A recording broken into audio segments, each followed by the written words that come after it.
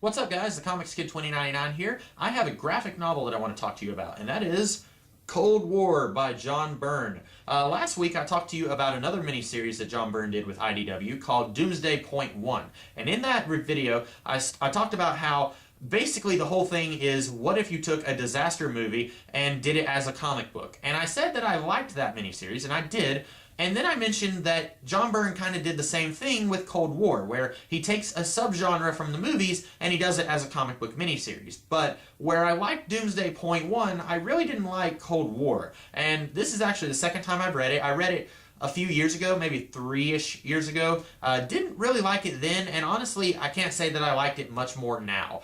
Basically, my problem here is that whereas Doomsday Point 1 is kind of taking the disaster movie formula and doing it as a comic book, this is kind of taking the spy-fi James Bond formula and doing it as a comic book. In fact, the main character here is Michael Swan, and he is James Bond. They're not even trying to hide the fact that he's James Bond. He gets with a lot of ladies, just like James Bond, and he's pretty good at stopping these world disaster plots, although John Byrne does change it a little bit.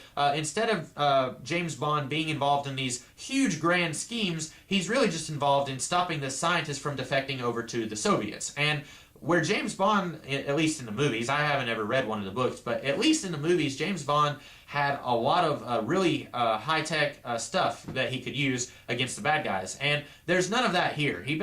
Michael Swan just has a gun and a car, and that's it. And so if you like James Bond without all of that stuff, without the high-tech stuff and the fancy cars and all of that and all the gadgets and everything, you would probably like the Cold War. But I didn't really like this. For one, I like the high-tech stuff. I like the fancy gadgets in James Bond. And for two, I've said this before, but if you are going to do an homage to an existing character and you're going to do your own story with your thinly disguised homage of that character, you need to do something with your homage to make the character different enough from the one that you are homaging.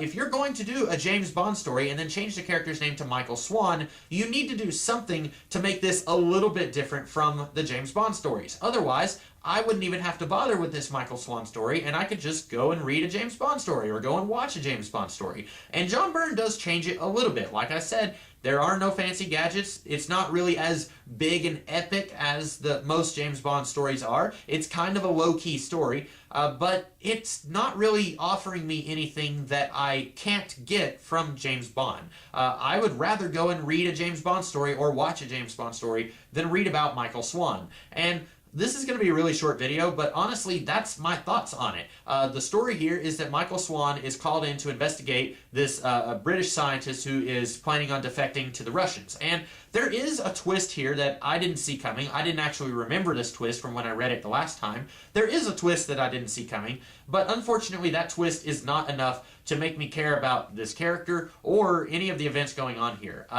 This is an ongoing series, I think, or at the very least, it's a series of miniseries, because at the very end, this is called the Damocles contract, I think is what it is. See, on the cover, it just says the Michael Swan dossier, but on the inside, it says this is the Damocles contract. See, right there. And then at the end, it says something about Michael Swan will return in the 7-part solution or something like that. And it's very similar to the early James Bond movies, where at the end it would say James Bond will return next year in From Russia with Love or something like that. It's very similar to that. And so this thing isn't even trying to pretend that it's not a James Bond story. But I think at the end of the day, I would just rather read a James Bond story. And I know I've said that 3 times now, but this is different from Doomsday Point 1 in that Doomsday Point 1 takes a genre and works with it, and it does things with it that you don't usually see in that genre in the movies. But this takes a genre that's really just known for one specific character. There are other spy-fi characters and franchises out there, but none of them are as famous as James Bond. So